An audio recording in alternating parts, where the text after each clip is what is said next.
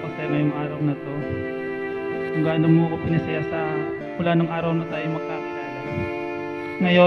Ngayon yung simula nung tayo ng dalawa lang. Yung ang buhay natin ay magkadikit, tulungan sa hirap at ginhawa. Alam mo, marami tayong mga pangarap na gusto nating matupad. Kaya dito nating sisimulan. Alam ko, ako lang yung tao sa buhay mo. Ganun din ikaw sa akin. Sana huwag mo kakalimutan na kahit anong problema, nandito lang ako palagi.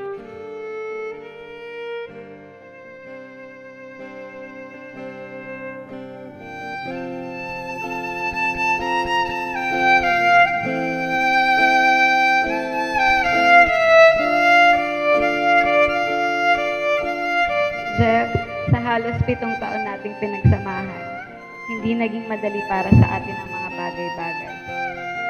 Maraming beses na susubok tayo ng panahon, muntik nang magkahiwalay ng tuluyan. Ngunit ang lahat ng yon ay nalampasan natin ang hindi ko inaakala. Basta ang alam ko lang, wala na akong ibang lalaking hahangarin na makasama ko habang buhay kundi ikaw lang.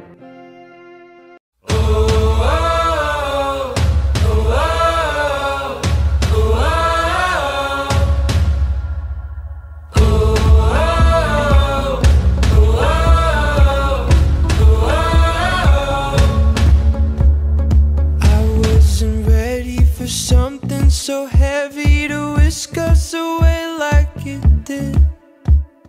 You were the captain who steered us to safety without ever breaking a sweat. Hope is gone, we're not to blame. Though it's wrong, it feels the same.